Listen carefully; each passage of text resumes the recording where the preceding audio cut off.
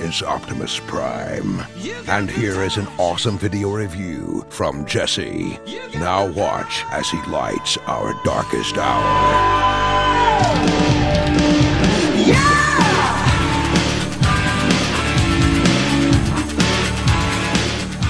Welcome to my video review of the Avengers Age of Ultron movie.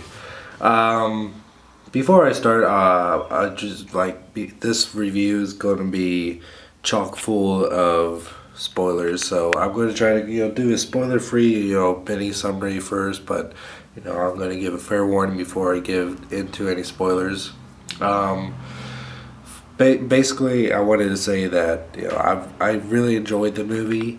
I was not blown away by it. It was not great. It was good. I liked it a lot.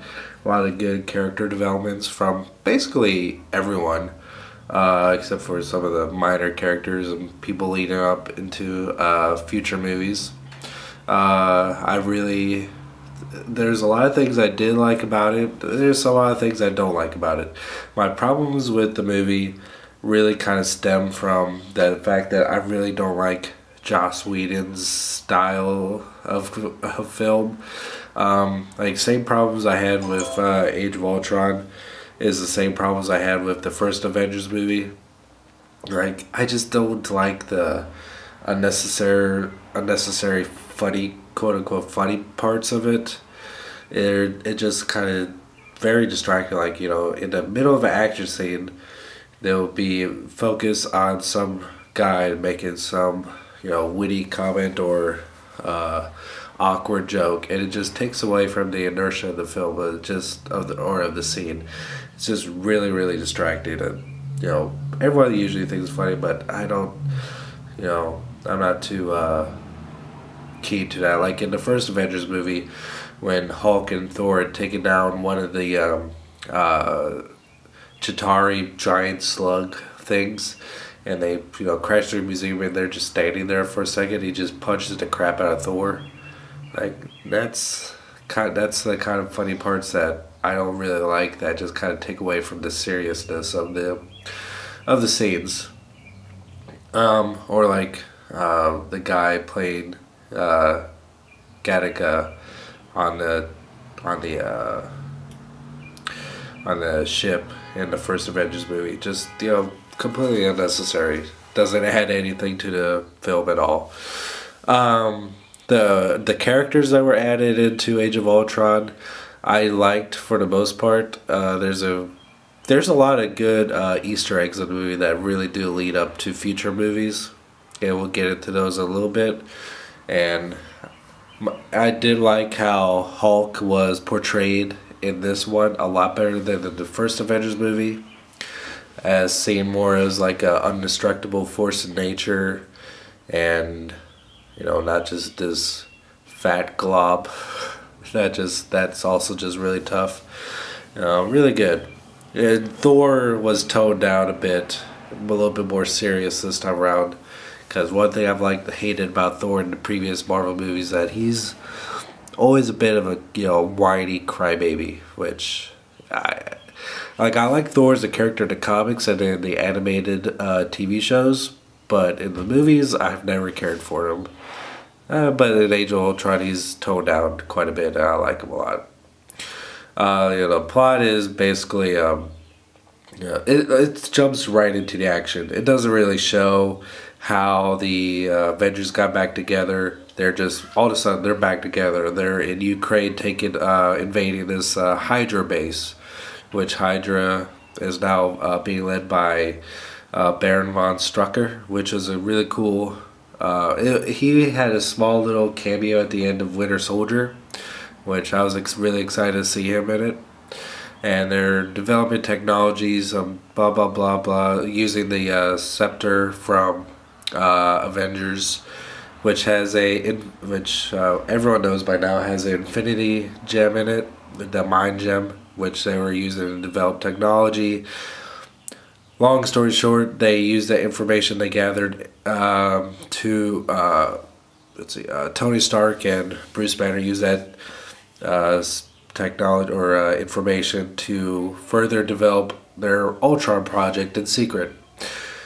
Things go awry, and Ultron becomes sentient after some trials, and he automatically becomes benevolent and hateful towards humanity, and disgusted, automatically tries to comes to his conclusion that all of humanity needs to be wiped out to start the earth anew, have his own version of peace and justice, especially wiping out making the Avengers quote unquote extinct.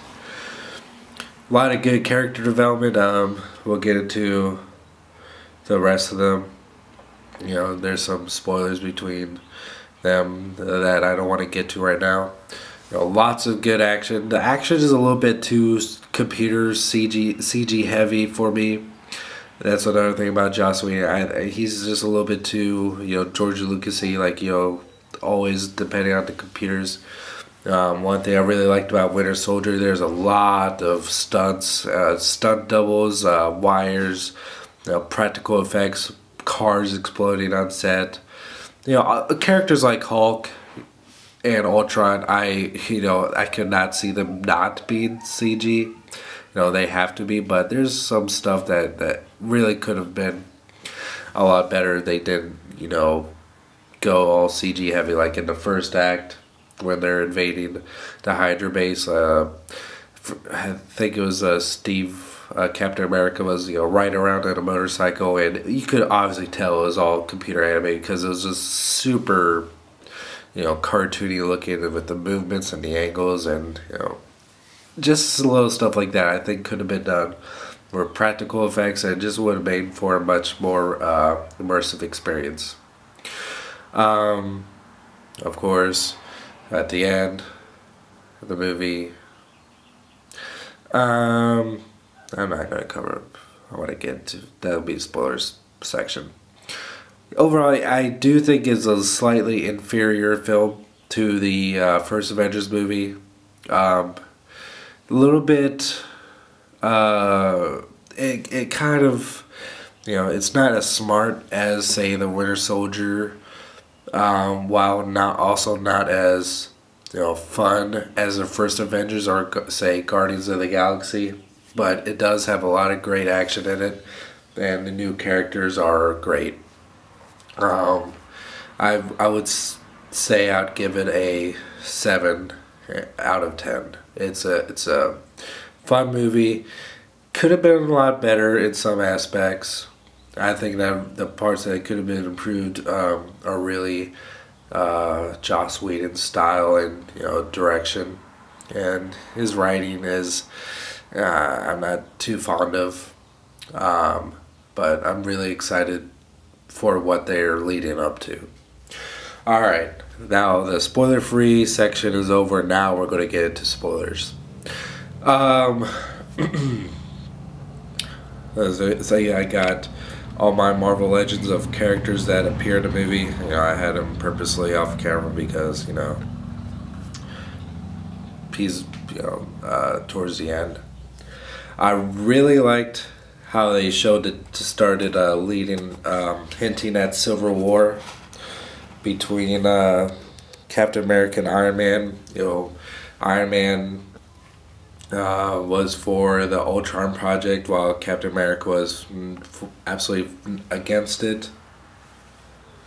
Even when they helped create Vision, or even before that, Ultron or Tony Stark was totally still, after Ultron was created and after he started his reign, Tony Stark did not object to wanting to create, because he still thought that Ultron was still a necessary thing that the Earth needed, while Steve Rogers thought that he was absolutely wrong. So you still see a lot of tension between these two in this movie, and it really do see it leading up to Age of Ultron. Like I said about Thor, his quote-unquote funny parts have been toned down a bit. He's still a little bit arrogant. He keeps saying that he's the only one that can pick up Mjolnir, and he, gives tests all the Avengers to pick it up, which was a little bit, too funny for me, like, especially like when Bruce Banner, pretends to Hulk out trying to pick it up. None of them can pick it up except for Steve Rogers picks it up a little bit, although he like kind of wiggled it. I'm pretty sure that he was pretending not to be able to pick it up because he seemed like he was just, taking it a little bit too lightly, because he did move it slightly, and then Thor's reaction, he just kind of like, he looked a little bit shocked, but Steve Rogers immediately just kind of like, oh, well, I guess I can pick it up. I'm pretty sure he can. He just didn't want to piss off Thor, and act like he couldn't pick it up. You got to see a lot more backstory between Black Widow, and you see some of the training she went through as a child, and you find out that Hawkeye has wife and kids, which is, I was pretty surprised by. His character is a lot more fleshed out in this movie. I liked him a lot more. He saying, there's a line when they're they're in the climax of the movie where he said something along the lines of where he's trying to convince Scarlet Witch to fight. He says, I'm fighting with a bow and arrow against 100 robots in a floating city. None of this makes sense. I thought that was kind of one of the jokes I thought was really funny. Speaking of Scarlet Witch, Elizabeth Olsen did a pretty good job, although I thought her Russian accent was a little bit distracting. I mean, Black Widow doesn't have a Russian accent, even though she's from Russia, but oh well. Big spoiler. I was really surprised that Quicksilver died in the climax. Quote him, no one saw that coming. Really shocking. Although I did feel that the Quicksilver portrayed in Days of Futures Past was a bit better than the one in Age of Ultron, which I was really surprised by.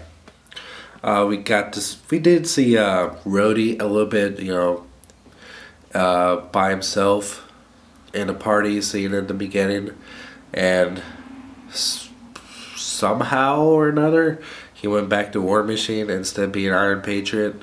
None of that's explained. They didn't even mention Iron Patriot. Just went straight into War Machine at the end. And when he joins the Avengers officially at the end, War Machine, Scarlet Witch, and Falcon officially joined the Avengers at the end. That was really cool.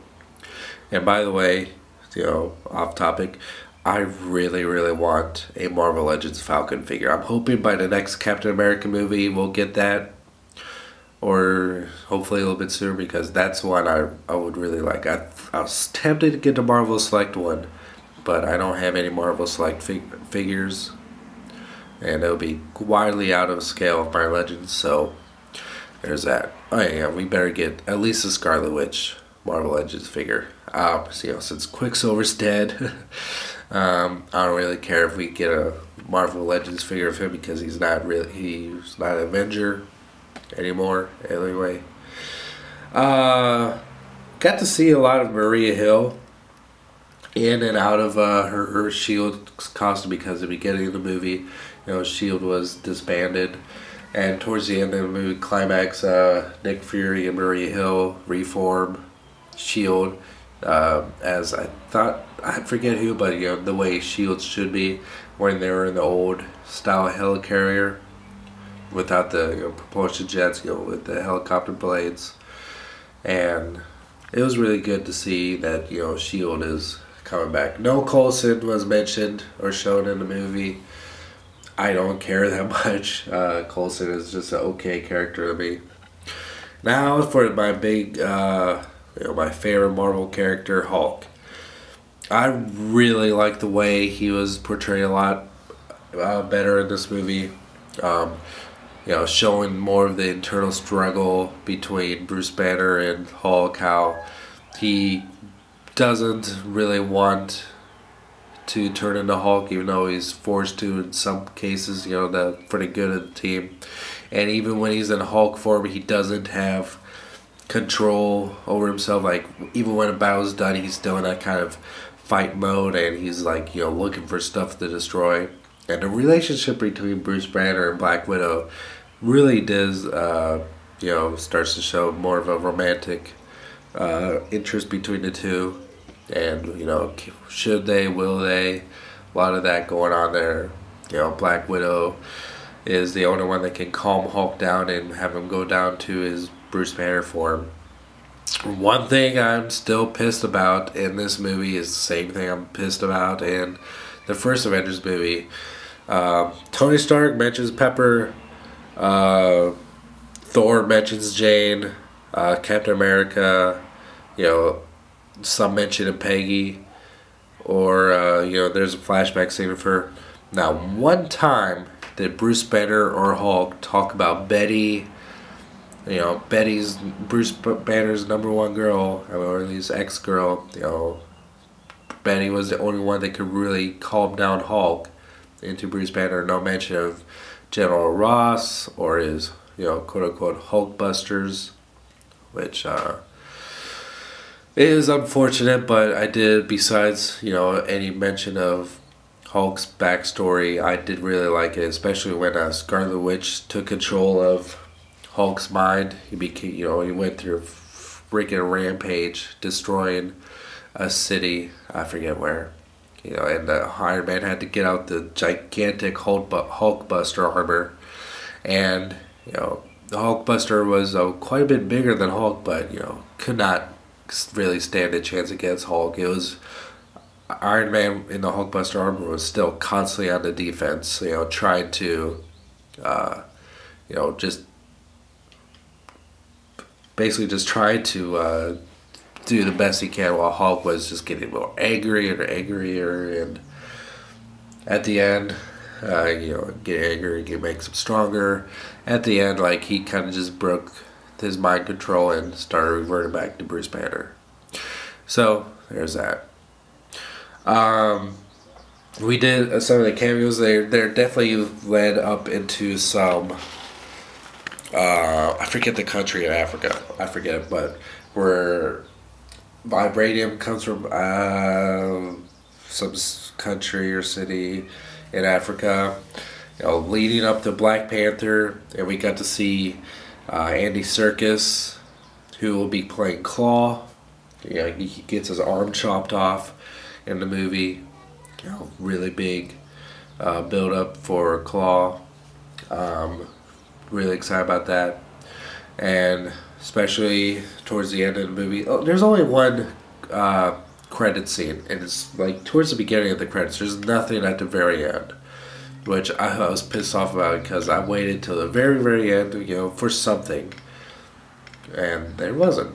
There was only one short mid-credit scene where they show Thanos, showing that he's disgruntled, with his minions failing at their job. So he says something along the lines of I guess I'll have to do it myself. And somehow he got into Asgard, and he's stealing the Infinity Gauntlet, which is an awesome scene. Josh Brolin, hearing his voice on the screen again, it's great. Now the big guy, the star of the show, that I actually forgot how to do. I have a comic version of Ultron, but he's at the bottom of my box, so I can't really get him out. James Spader as Ultron is amazing. James Spader also plays a character named Reddington on a show called Blacklist, and I've seen a few of that where he has a very distinct posture and attitude and tone. Best way I can kind of describe him, and there they go. Where it's he just kind of tilts his head back a lot, and while looking at a person he's talking to and being really intimidating. And Ultron does that a lot, and I mean a lot, and it's really cool. Hearing his voice is amazing as Ultron. And oh, there they go. And yep, they're all falling. I can't wait to get the Marvel Legends Build-A-Figure Ultron guy. Yeah, I think he's going to be about as big as Hulk. I was disappointed that Ultron did in fact die at the end of the movie. I was kind of hoping that, you know, some part of him would survive, you know, go into hiding and whatnot. But nope, every shred of Ultron is destroyed. You know, his last century was destroyed. So, kind of disappointed about that. And I was a little bit, I'm not still unsure if I like how much he differed from Ultron in the comics. Ultron in comics and cartoons was like Spock. He was a more logical being. You know, he came to the conclusion logically that the only best way for humanity was for the Avengers to be, you know, destroyed, and resulting in all humanity needs to be destroyed because that would be the best thing for Earth. And, you know, had no emotion towards anything what he was doing. While you could tell that Ultron in the movie, he was a very emotional being. He hated the Avengers for what they stand for. He kind of viewed them as a virus that needed to be wiped out. And he's had a lot of, I mean, I'm not saying I didn't like, he was a very interesting character, but I'm still not sure if I like the way how they made him so different from the Ultron in the comics. But still, he was a great character. I loved him. I loved watching him on screen. He was great personality. I definitely saw James Spader in this character. He was not just a voice. Really, really fun. So all in all, see, is there anything I'm possibly forgetting? Oh, it's kind of funny. Like at the very end of the movie, you know, Steve Rogers is about to lead the new Avengers with War Machine, Scarlet Witch, and Vision. I totally forgot about Vision. Vision was pretty badass in the movie. He's kind of like I was right a little bit when they announced that he was playing the same guy who voiced Jarvis was going to become Vision, where they basically uploaded Jarvis into the Vision body, and Vision is really kind of like a mix between Ultron and Jarvis, because like he's like a new character, but he sounds like Jarvis, but it's not. It's like, I'm not Jarvis, nor am I Ultron. I am like, he's just him. And at first I couldn't tell if he was computer animated or if he was the character or the actor in his suit, but in some close-up scenes I could obviously see that he was on screen, which I did like. You know, he wasn't just computer animated. He was pretty badass. He looked to be just about as, you know, powerful as Thor and Hulk, but, you know, be on par with them. And the fact that Vision could easily pick up Thor's hammer, you know, shock the shit out of Thor. You know, he wasn't really even thinking about it. Vision wasn't. And I was really surprised by that moment. That was one of the good funny parts about it. When Vision picked up Thor's hammer, you saw the shock on his face. That's pretty much. Oh, damn! One part I did hate about the movie is that Baron von Strucker, you know, a character that was teased at the Age of Winter Soldier, we got to see in the first act of Age of Ultron. He was killed off screen in the first act. Like, they don't even lead up to him being killed. It's like, oh, we got Hydra and Baron von Strucker leading him. Oh wait, we got this image. Oh, he's dead now. Like, it's just completely out of the blue and unnecessary. Like, okay, so is Hydra a thing now or not? They kind of, you know, ignored, like they just used Hydra you know, just like, all right, we gotta, you know, set up Hydra, and we're automatically going to, you know, destroy it. Why? Because we need Ultron and the presence of the Infinity Stones. So that kind of sucked. That bothered me quite a bit while watching it. There's a rumor that I kind of heard that Hulk was going to get shot up into space. And I thought they were going to do it for a little bit because there was talks of charges being pressed against Bruce Banner for destroying the city, even though it was not his intent. But you know, I like the fact that he wasn't shot into space and he chose to go back into seclusion himself, knowing that he was a big threat to everyone. You know, instead of being like, oh, you know, Bruce Banner's not wanted anymore, and, you know, he is wanted more, and he should be in hiding in seclusion and such. And I do really hope that they do make a new Incredible Hulk movie, because I do think a new solo Hulk movie can work. But the fact that Universal apparently still owns the rights to a solo Hulk movie is really, really sucky, because I want to see more Hulk movies. I don't think people really necessarily want a third Thor movie. Like, why? Hulk is a more popular character in Thor, and I'm not. Marvel, if it is really in fact that the reason why they can't make a new Hulk movie is because Universal owns the rights to the solo Hulk films, and they need to get on that, because they need a new solo Hulk movie to, you know, expand the character more than just being in the Avengers. And I'm really hoping that, you know, he does make an appearance in, say, Captain America Civil War, because I don't want to wait till 2018 till we see Hulk again on screen. Anyway, that's my full review of Avengers Age of Ultron. Sorry it's a little bit long and rambling, and I had a lot of opinions about it. A lot of things I liked, a lot of things I didn't like. Overall, it's still a great movie. Not great, it was a good movie. I really enjoyed it. Fun, but overall still had a lot of room for improvement. And still, I like how they're leading up until Civil War and the Infinity Wars, and lots of doors opening up with the inclusion of War Machine, Scarlet Witch, and Falcon being added officially into the Avengers. Really excited about all that.